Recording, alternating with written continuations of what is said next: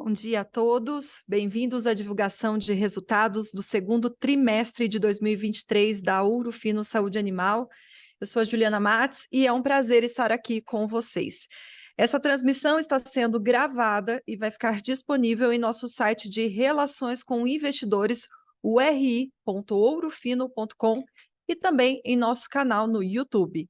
Ao final das apresentações, teremos nossa rodada de perguntas e respostas. Por favor, caso queira participar, é só escrever no nosso espaço de Q&A. Nós temos um aviso legal que eu vou ler para vocês. Esta apresentação traz declarações sobre eventos futuros que estão sujeitos a riscos e incertezas.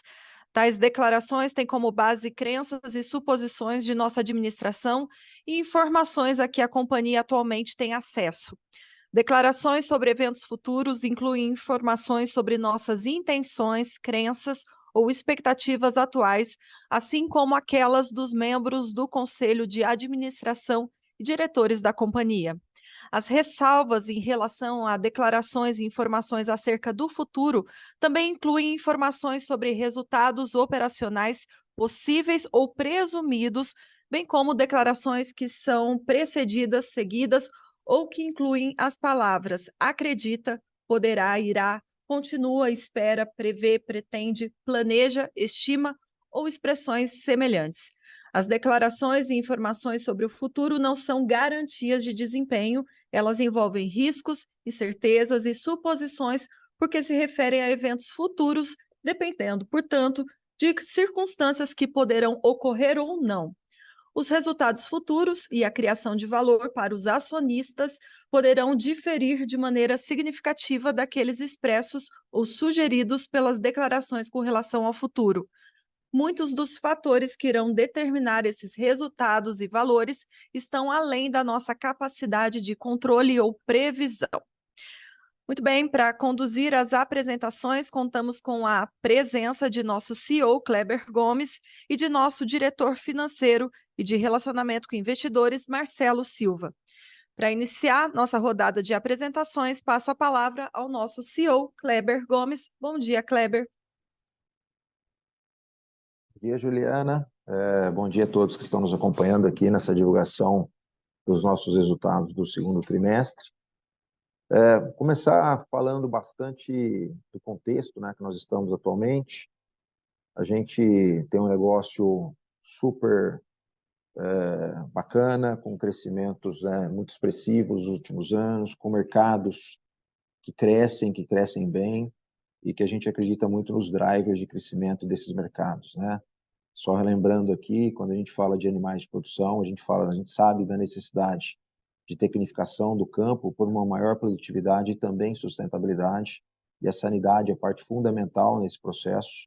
Quando nós falamos dos animais de companhia, dos pets, nós falamos muito da humanização dos pets, que é uma tendência sem volta de forma alguma, e que cada vez mais tem feito expandir esses mercados aqui no Brasil e no exterior também. Então, sem falar, né, das nossas avenidas de crescimento, onde a gente fala ainda da expansão de portfólio, já temos portfólio bastante robusto, mas falamos também muito da parte internacional, né, do nosso aprofundamento na América Latina. E agora, com a entrada do nosso novo acionista minoritário, a Mitsui, a gente também, como já disse, a gente começa a explorar e estudar novos mercados, principalmente para a Ásia, no projeto aí de mais médio e longo prazo. Esse ano nós temos enfrentado uma conjunção de fatores bastante atípica, mas de uma certa forma com impacto muito significativo. São muitas coisas acontecendo ao mesmo tempo e que tem impactado o negócio. Nós falamos que esse ano seria um ano mais complicado, né? Todas as reuniões que nós tivemos mais recentes. E, para ser bem honesto, a gente tem visto até um pouco mais complicado do que a gente imaginava. Está acontecendo, nós temos aí um cenário macroeconômico, todos vocês sabem, que é um cenário hoje que desestimula o consumo ainda, né, principalmente por termos ainda inflação alta, nós temos taxa de juro muito alta, e que faz com que todas as empresas, né, busquem aí uma preservação do seu caixa, uma diminuição dos investimentos, e isso vem numa cadeia. Então, os nossos clientes também estão fazendo acertadamente ações nesse contexto, e isso acaba impactando bastante as vendas.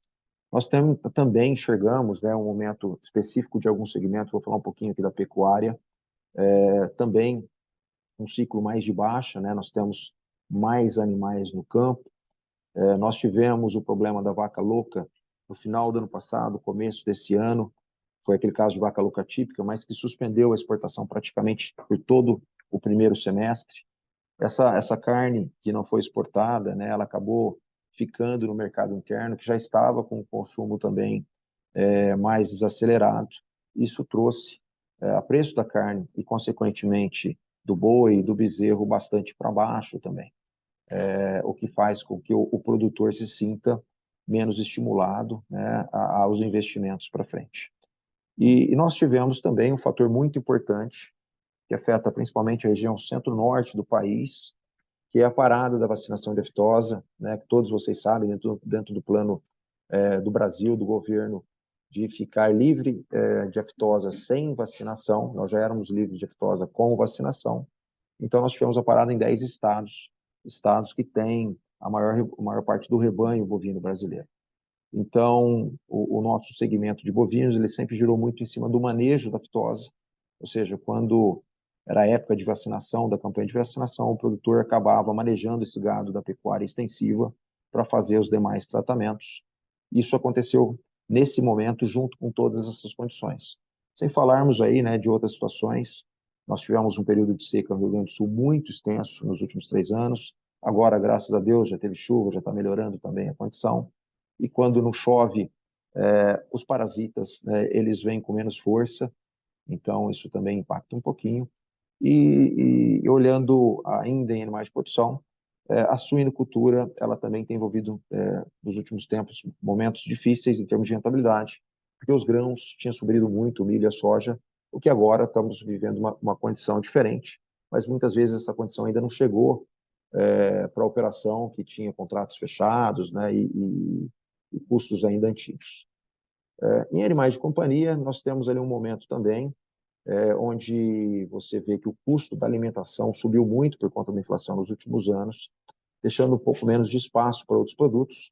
Não é o caso de medicamento, né? Medicamento a gente sempre fala que é o último a sofrer qualquer impacto, o medicamento ele é utilizado, mas digamos que as prescrições e elas estão tratando ali do mínimo muitas vezes nesse momento.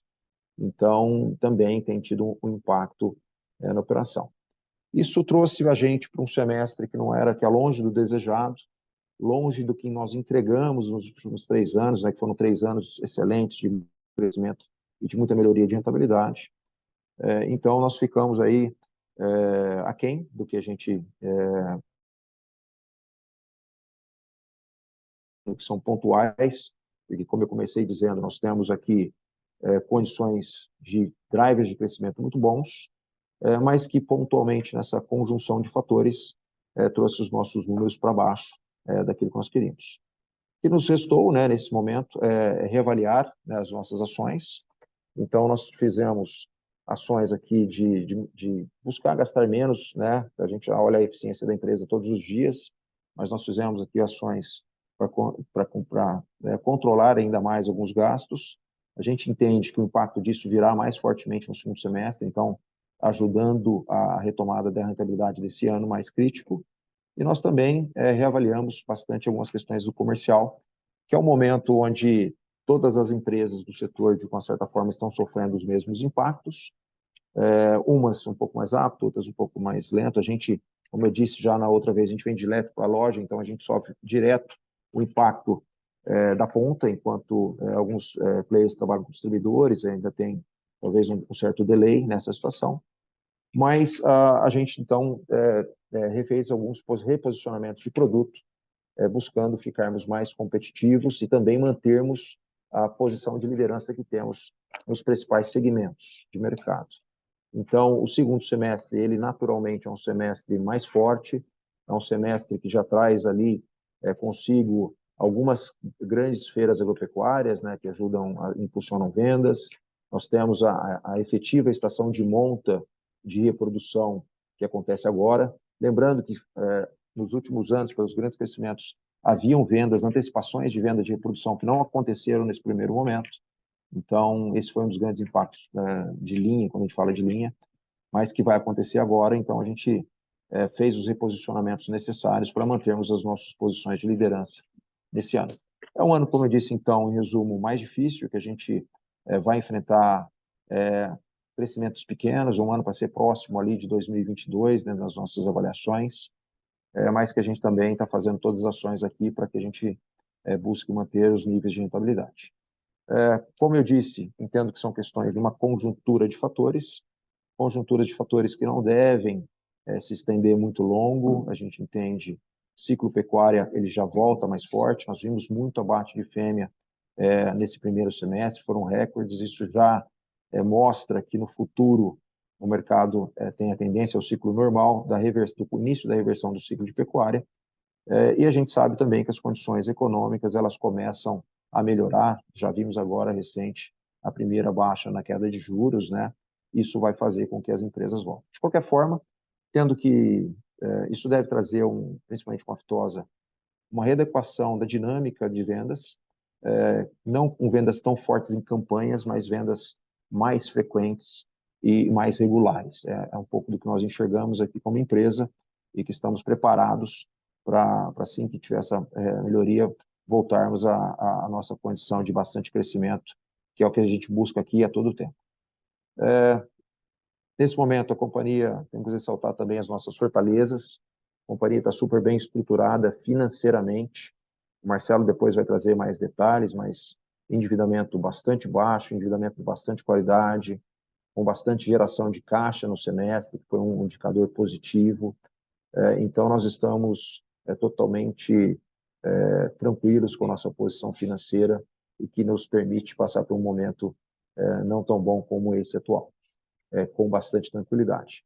Tivemos também várias questões positivas, né, porque a gente aqui na Urufino, a gente continua acreditando piamente, com todas as forças, no nosso propósito de reimaginar a saúde animal, de levar a produtividade para o campo, de aumentar a longevidade da relação entre os animais de companhia e seus tutores, nos nossos valores de jogar para ganhar, de cuidar das pessoas, de conectar com o mundo, mas principalmente na força do nosso trabalho, do trabalho que nós desenvolvemos, nas ações que nós implantamos na companhia nesses últimos 3 anos, na força da nossa pesquisa e desenvolvimento, que tem bastante coisa boa vindo pela frente. Eu espero que o ano de 2024 seja um ano também de bastante surpresas. E esse ano a gente continuou, né, com destaques, acabamos de ser reconhecidos como segunda melhor empresa para se trabalhar no agronegócio. Ontem mesmo, anteontem, na verdade, eu estava na Feira de Castro, que é a maior feira leiteira lá da Castrolanda, Agroleite, e ganhamos o troféu Agroleite na categoria de melhor empresa de saúde animal, mostrando a nossa força também no setor, né, o setor de leite que é tão importante para o país. Continuamos lançando produtos, então nós tivemos o lançamento do Bunny, que é um antiparasitário para gatos, e aí reforçando um pouco também os novos vertentes de crescimento. Sempre lembro que gato começa a crescer mais que cachorro, então mais produtos para gatos, está indo super bem. E lançamos também o Longil suplemento para pasta, que é aquela linha de produtos adjacentes e que trabalham em conjunto com os medicamentos que nós vendemos. Então, acho que por enquanto é só. O Marcelo que vai fazer a explicação financeira. Tem só um ponto que eu não comentei. Nós tivemos uma provisão relevante para uma contingência tributária, que na verdade é aquela subvenção para imposto de renda, né, de ICMS para imposto de renda, um assunto que foi amplamente debatido na mídia, que estava com uma posição bastante consolidada, e por isso que a empresa estava legalmente fazendo uso, mas houve uma reversão muito súbita nesse cenário, e aí nós fizemos o provisionamento, mas o Marcelo depois vai trazer todos os detalhes também desse número que foi atípico dentro do trimestre. E eu volto depois para a sessão de perguntas e respostas. Obrigado por enquanto a todos. Obrigada, Kleber. Antes de passar a palavra ao Marcelo, eu quero relembrar que quem quiser participar com alguma pergunta é só utilizar o nosso espaço de Q&A que está logo abaixo aqui do Zoom. Ao final das apresentações, a gente vai responder a todas elas. Muito bem, então, eu chamo o nosso diretor financeiro de relacionamento com investidores, Marcelo Silva. Bom dia, Marcelo. Bom dia, Ju, obrigado. Obrigado, Kleber. Pedir desculpas, um pouco gripado aqui, mas vamos seguir com a nossa reunião, né? Nós tivemos uma geração de caixa recorde nesse trimestre e semestre. Isso mostra a nossa capacidade de se adaptar às circunstâncias, né? Essa venda fica mais difícil, como o Kleber colocou, por N razões. A companhia tem a flexibilidade de revisitar projetos, priorizar as ações, rever fluxo de compra, cadeia de insumos, né? Já havíamos comentado que faríamos uma ação para reduzir o nível de estoques em 2023, lembrando que durante a pandemia, né, de forma estratégica, nós aumentamos, né, a segurança aqui, tendo um nível maior de estoque para os principais produtos de linha. Então, isso já começa a se refletir no resultado do semestre. Nós tivemos uma geração de caixa de 164 milhões. Né? A geração de caixa, né, da companhia trouxe uma redução da alavancagem, dívida líquida EBITDA para 0,8 vezes, o que é uma posição muito confortável, menor do que nós fechamos em 2022, a alavancagem na casa de 1,18 vezes dívida líquida EBITDA. Né? E temos ainda como um grande ponto forte um custo médio de capital de 10,9, que é abaixo de custo médio Selic, que combinado, né, com uma composição de dívida concentrada bastante no longo prazo, 75% da dívida está no longo prazo, e desse percentual 30% acima de 5 anos, isso nos permite ter um fôlego financeiro para continuar investindo na nossa agenda estratégica, que garante o crescimento da companhia no futuro, que são os lançamentos de novos produtos, como o Kleber bem comentou. Além disso, né, vamos aproveitar essa posição financeira sólida para fazer a defesa do nosso market share, né, sendo mais atuantes ainda no campo, participando das principais feiras e eventos do setor, que não vamos abrir mão do nosso cliente no momento onde o mercado está competitivo e todo mundo está brigando pela mesma fatia de mercado. Pegando também o gancho que o Kleber trouxe em relação à subvenção, quero trazer um pouco aqui também do lapso temporal, né, um pouco mais da história desse uso, desse benefício. Né? A companhia passou a usar esse benefício em 2019, mediante, né, pareceres de assessores jurídicos e uma tese bastante consolidada, favorável no âmbito do STJ. Mas no dia 26 de abril de 2023, né, o STJ concluiu, né, o julgamento sobre esse tema e decidiu que os benefícios fiscais de isenção e redução de base de cálculo do ICMS só poderiam ser excluídos nas apurações de base de cálculo do imposto de renda, se observados os requisitos da Lei Complementar 160. O que provocou uma mudança significativa nessa jurisprudência dentro do próprio tribunal, né, em relação à tese do Pacto Federativo, que era a tese no qual a empresa se apoiava com base, né, na segurança jurídica que tínhamos naquele momento.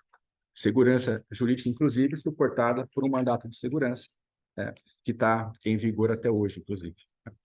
Bom, mas considerando que era uma mudança, né, significativa de entendimento dentro do próprio tribunal, a companhia, né, preventivamente fez um comunicado ao mercado no dia 27 de abril de 2023, comunicando, né, que a decisão era favorável, que nós estaríamos acompanhando os temas de forma bastante tempestiva. E considerando ainda, né, que esse julgamento ocorreu pouco antes da divulgação do TRI e que os acordos ainda não haviam sido publicados, né, nossos assessores legais não tiveram, naquele momento, a oportunidade de acessar na íntegra, né, a decisão nos acordos e trouxeram que não haveria, naquele momento, motivo ou informação adicional para mudar, né, a posição da possibilidade de ganho de possível para provável, de perda possível para provável. Então, nós mantivemos a não provisão naquele segundo trimestre, mas fizemos, né, uma nota explicativa bastante extensa, né, demonstrando ali todos os efeitos possíveis, né, e o total, o montante total em discussão, tanto do período de 2019 até 2023. Não provisionamos no primeiro TRI, mas fizemos uma nota explicativa bastante robusta, demonstrando os efeitos. Mas no dia 12 de junho, né, os acordos foram publicados, e aí sim, com acesso, né, à íntegra da decisão, né, do juiz, do STJ, os nossos assessores revisitaram o posicionamento, mudando de possível para provável a posição. Então, nesse segundo trimestre, nós temos uma provisão de 82 milhões, dos quais 69,8 refere-se ao principal de imposto de renda e 12,5 milhões à atualização monetária desse valor, que é a base de Selic, né? Esses valores são basicamente o período calculado entre 2019 e 2022. Logo, considerando que essa parcela refere-se a exercícios fora de 2023, né, a exercícios anteriores, entre 2019 a 2022, os números que a gente apresenta aqui no release estão de forma ajustada desses efeitos, principalmente na linha de resultado financeiro e lucro líquido, mas também estão apresentados na íntegra nas demonstrações financeiras da companhia. Eu quero ressaltar ainda, né, que a empresa mantém um mandato de segurança com sentença favorável sobre o tema em questão, e que essa alteração de prognóstico, né, de provisão possível para provável, atualmente resulta apenas na provisão contábil sem impacto no caixa. Entendemos que a questão do pacto federativo ainda não foi enfrentada da forma como deve ser nas instâncias superiores, então mantemos aqui ainda a nossa defesa, né, enquanto tivermos um mandato de segurança favorável, a decisão favorável do nosso mandato de segurança. Maiores detalhes, caso haja evolução do tema no terceiro trimestre, vamos manter todos informados sobre o tema. Caso tenha outras dúvidas, temos também bastante informação na demonstração financeira, né, na nota 1.1, mas fico à disposição para voltar na sessão de Q&A. Trazendo um pouco mais sobre o resultado consolidado, principalmente em relação às receitas, de fato, tivemos, né, uma menor performance de venda nesse trimestre comparado com o ano passado, mas comparado ao primeiro trimestre desse ano, já tivemos uma recuperação de vendas, né? Fechamos o primeiro trimestre com uma queda de 17%, recuperamos parte disso no segundo trimestre e diminuímos a perda em relação ao ano anterior, no acumulado para 8,8% em relação à receita líquida. Do outro lado, a queda de venda, combinado com a pouca diluição de custo fixo, traz uma pressão de margem bruta no TRI, que caiu de 50% para 46,5%, e no acumulado fica em 45,8%. A empresa já tem tomado, né, ações para mitigar a perda de margem bruta, trabalhando, como comentei, na redução de custos de insumos, na estruturação dentro da nossa operação, logística, mas deve ter maiores reflexos a partir do segundo semestre. Entrando mais especificamente dentro das unidades de negócio, começando por animais de produção, né, no TRI, o resultado ficou em 3,3 abaixo do segundo TRI de 2022, e no acumulado a perda está em 11,1. Né? A maior concentração, né, do desvio de vendas está na região norte do país, acho que é mais afetada pela mudança da dinâmica, né, da falta da campanha de vacinação defeituosa, como o Kleber comentou. Também observamos, né, as principais lojas e redes do Centro-Norte trabalhando mais na redução dos níveis de estoque, né, considerando o custo elevado de manutenção do capital de giro, uma vez que as taxas de juros ainda se mantiveram elevadas durante o ano. Também tivemos, no primeiro trimestre, principalmente impactos na região sul do país relativo à maior estiagem, mas já estamos mais otimistas agora no segundo semestre, dado a volta das chuvas e as principais feiras do setor, como a feira de esteio. Tá? O lucro bruto da unidade também foi prejudicado pelo menor volume de vendas, né, e menor diluição de custos, a margem ficou em 40,9 quanto 46, e no acumulado, uma margem bruta de 39 quanto 44 do mesmo período do ano passado. E animais de companhia, né, os pets, nós tivemos um crescimento de 3,9 nesse trimestre.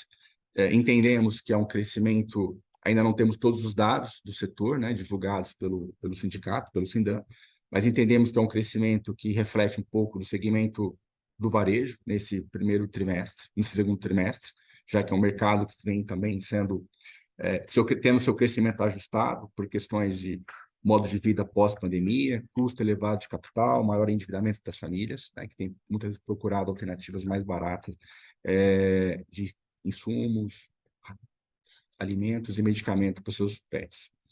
No acumulado do ano, a perda de receita é de 4,9, mas ainda mantendo uma margem bruta na casa de 65%, abaixo dos anos anteriores, muito em função também da redução dos volumes de venda. Em operações internacionais, tivemos um crescimento de 3,4. Né? Temos aqui, olhando mais especificamente nos países, Colômbia, um crescimento maior em moeda local, na casa de quase 22%, mas penalizada pela desvalorização da moeda local, é bastante forte a desvalorização do peso colombiano, então isso traz uma perda na conversão para os reais. México, um crescimento mais modesto nesse segundo trimestre, e a menor performance de venda para outros países também no segundo trimestre. No acumulado do ano, a redução de 1,2 comparado com o mesmo período do ano passado. Lucro bruto da unidade fechou em 57,5, né? Isso reflete um pouco o mix comercializado no período, e no acumulado dos 6 meses, 57,1% de margem bruta também. SG&A da companhia. Nós tivemos, no segundo trimestre, dado o cenário mais desafiador de vendas, várias ações tomadas para diluição e redução de despesas. Parte dessas ações tiveram um impacto parcial no segundo trimestre. A maior captura desse impacto será a partir do terceiro e quarto trimestre, mas já olhando em termos nominais, aqui nós estamos falando de uma que não houve diluição ainda, estamos falando de 28,8 contra 29,6, mas em termos nominais, o SG&A cresceu 1,1% no período, muito abaixo, né, de inflação acumulada, reflete um pouco a menor venda, mas também já reflete as ações da companhia para diluição e aumento da efetividade interna. Então, entendemos que a partir do segundo semestre, a diluição do SG&A deve ser maior, considerando que a gente captura os impactos das ações que foram tomadas agora no segundo trimestre. Mantemos a nossa agenda de investimentos em pesquisa e desenvolvimento. O valor menor aqui nos 6 meses de 23 comparado aos 6 meses de 22 não é referente às ações de reestruturação ligadas ao momento de venda, está muito mais conectado com o próprio estágio dos projetos, né, o cronograma de execução, às vezes eles não são exatamente os mesmos ao longo dos períodos, mas o trabalho em pesquisa e desenvolvimento é sempre priorizar a alocação de capital em projetos que gerem mais valor para a companhia. EBIT ajustado do trimestre fica 20,3% abaixo do mesmo período do ano anterior. Lembrando que o EBIT não sofre, né, os efeitos que eu comentei relativo à provisão do imposto de renda, relativo à subvenção, e no acumulado de 6 meses, 49,2%. Geração de caixa. Tivemos uma geração de caixa muito robusta, 164 milhões de geração de caixa operacional. Comentei a minha fala falando das ações da companhia para aumentar o nível de liquidez nesse período e aumentar a geração de caixa. Então, conseguimos aumentar a geração de caixa e fechar o semestre com 262 milhões de posição de caixa da companhia.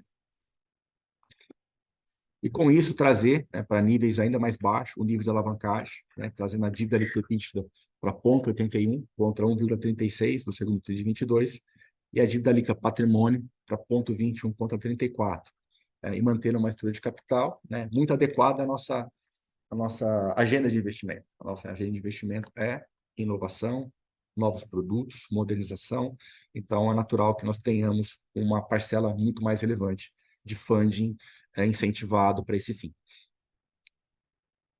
Olhando a estrutura de capital bastante concentrada no longo prazo, com 75% da dívida no longo prazo, e desses 75%, uma parcela relevante, mais de 30% a partir de 5 anos, que mostra que nós temos tomado operações bastante alongadas e com um bom período de carência.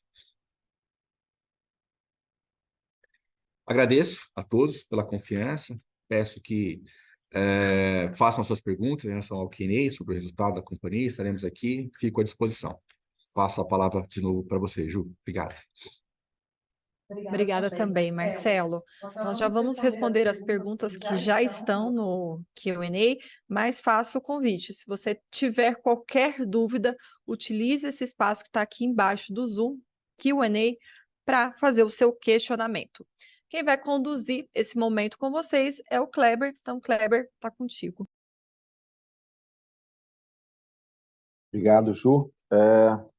Temos 3 perguntas aqui, são 2 do Alex Postanelli, que eu vou responder conjuntamente. Temos também, por enquanto, uma da Ana Paula Nunes, que eu respondo na sequência. O Alex está perguntando aqui quais são as ações de ESG da companhia. Não tem nada na apresentação sobre esse tema tão importante para o mundo atual. O Alex, você está correto, né? O ESG é extremamente importante, mas é importante para a companhia também.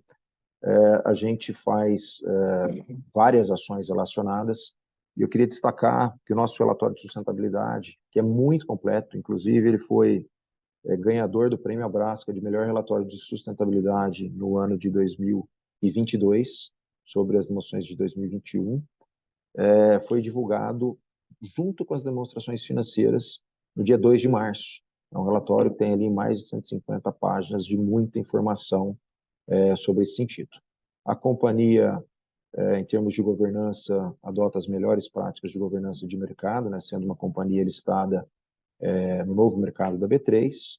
Do ponto de vista ambiental, nós também buscamos todas as ações para minimização da nossa pegada de carbono, que não é alta, né? Nós não temos um negócio extremamente ofensivo, nós já temos várias ações ali que a gente já faz, por exemplo, a gente faz compensação de 100% das embalagens no mercado, então, assim, nós temos inúmeras ações nesse sentido, por exemplo, nós só usamos fontes de energia 100% renováveis, somos inclusive certificados nesse aspecto também. E do ponto de vista social, valor da companhia, cuidar das pessoas, então a gente tem inúmeras ações. Esse ano mesmo nós temos um grupo de voluntário com mais de 150 pessoas que fizeram campanhas de arrecadação de alimentos, campanhas de arrecadação de vestuário na época do inverno. Nós fizemos campanhas de doação de sangue, nós trouxemos o Hemocentro aqui para dentro da empresa e fazemos várias campanhas ao longo do ano. Então, inúmeras ações nós apoiamos o projeto, que é um projeto de apoio socioeducacional para adolescentes que frequentam o ensino fundamental estadual, né? E nós temos, inclusive, esse ano um projeto interno, in-house, com esses alunos, né? Então, nós fazemos inúmeras ações, as ações estão todas divulgadas no nosso relatório de sustentabilidade, e o ano passado nós falamos muito, inclusive, no Ouro Fino Day, também dos temas materiais. Nós fizemos um processo de revisão no último ano, que são 6 temas materiais, não vou entrar aqui no detalhe de cada um deles, mas, como eu disse, isso está tudo muito, muito bem divulgado no nosso relatório de sustentabilidade, e a gente dá total importância para esse tema dentro da nossa companhia, tá? A sua segunda pergunta é sobre os investimentos em P&D, se está relacionados a quais unidades de negócio, né? Os nossos investimentos em desenvolvimento, eles atendem todas as unidades de negócio, ou seja, os animais de produção, né, principalmente bovinos e suínos, os animais de companhia, tanto cães e gatos, e também nós temos um trabalho muito grande que foi feito e continua sendo feito de registrar novos produtos no exterior, né? Ou seja, como a gente opera em países que têm desafios sanitários muito parecidos aos do Brasil, a gente não precisa desenvolver produtos específicos para esses mercados, então a gente desenvolve os produtos para a América Latina, e uma vez registrado no Brasil, a gente já em paralelo segue com o registro também nos outros países, e aqueles produtos que nós tínhamos desenvolvido antes que não estavam registrados, a gente tem feito esse trabalho de expansão geográfica dos registros. Então, por isso que nos permite crescer bastante também agora e no futuro nos demais países da América Latina. Tá? Mas muito obrigado pelas suas 2 perguntas aí. Nós temos uma outra pergunta da Ana Paula Nunes, que é qual o market share atual da companhia. A companhia ela fechou o ano passado na 3ª posição do ranking geral de saúde animal, nós retomamos essa posição. Nos anos anteriores nós estávamos em 4º, e só perdemos por conta de aquisições muito grandes que a empresa que estava na 3ª posição passou, e a gente tem um market share na casa de 9,5% quando a gente olha o todo. Mas nós temos produtos e mercados onde a gente atua, né? Lembrando que lógico, a gente ainda tem oportunidades de desenvolvimento de novos produtos, de aprofundamento principalmente em biológicos. Então, quando a gente tiver essa linha toda, esse market share tende a crescer, porque nós temos produtos, nós somos líderes de mercado. Vou citar um pouquinho aqui da reprodução que eu falei, né? Reprodução assistida de bovinos por meio dos protocolos de inseminação artificial por tempo fixo, que a gente chama de ATF, onde nós fechamos 2022 na liderança também do mercado, com um market share de um pouco acima de 20%. Então, nós temos produtos aí bastante líderes, né? Os parasitários também, eu acabei de mencionar também que nesse momento acaba tendo um pouco mais de menos uso menos uso não, né? De menos manejo, e acaba afetando a questão do uso por conta da paralisação aftosa. Nós também somos líderes nesse mercado, temos produtos aí com market share na casa de 50%. Mas lembrando que esse é o principal desafio do Brasil sanitário. Então, os parasitas, eles existem, vão continuar existindo, é muito mais uma questão pontual e de regularização aí das dinâmicas de mercado, principalmente das compras das empresas vendedoras, né, das lojas agropecuárias. Mas um pouquinho aí dessa visão. Eram essas 3 perguntas, não sei se vai ter mais alguma. Se não tiver, eu volto à posição para a Ju, e aí deixo o nosso time aqui sempre à disposição, o time de RI, o Marcelo, eu mesmo, sempre à disposição para os eventuais questionamentos de todos os investidores. Chegou mais uma última pergunta aqui, deixa eu dar uma olhadinha aqui. O Caio Leal. O Caio nos pergunta como está se apresentando o início desse segundo semestre, a CIA já sinais de retomada no ritmo vendas. Caio, sim, né, nós já vimos, o primeiro trimestre ele foi de fato muito ruim, muito fora da curva, nós já tínhamos falado isso antes. O segundo semestre, como o Marcelo apresentou ali no detalhe das unidades de negócio, já mostrou uma recuperação, ainda não perto do que a gente busca, né, mas já mostra uma recuperação. E o julho foi um mês também bastante positivo, né, então a gente começa assim a avaliar isso. Eu não creio que todos esses elementos eles vão estar todos resolvidos agora no segundo semestre, mas como eu disse, pela própria dinâmica de mercado, por ser o momento da reprodução, por ser o momento de chuvas, também, onde vem a questão dos parasitas, a gente está otimista com o segundo semestre, e julho já mostrou um pouco dessa retomada. Tem parece mais uma pergunta, deixa eu dar uma olhadinha aqui. O próprio Caio também. Há algum plano de recompra de ações aberto no momento? Não, nós não temos nenhum plano de recompra de ações aberto no momento, Caio. Isso é uma questão que a gente sempre avalia, mas a companhia ela está, nesse momento, muito focada no seu plano estratégico de desenvolvimento, nas suas ações. O caixa, nesse momento, é um momento que a gente prefere estar com o caixa mais conservador, então nós não temos nenhum plano de recompra de ações aberto, não. Obrigada, Kleber. Como o Kleber disse, a nossa equipe, o nosso time de relações com investidores está à disposição para qualquer questionamento, qualquer dúvida. E lembrando que essa transmissão vai ficar disponível no site ri.ourofino.com e também em nosso canal no YouTube, o youtube.com/Ourofino Saúde Animal. Eu me despeço por aqui, agradecendo mais uma vez a presença de todos e lembrando que nossa empresa está sempre aberta para viver os nossos valores junto com todos vocês. Devolvo ao Kleber para fazer as considerações finais, também a despedida. Obrigado, Ju.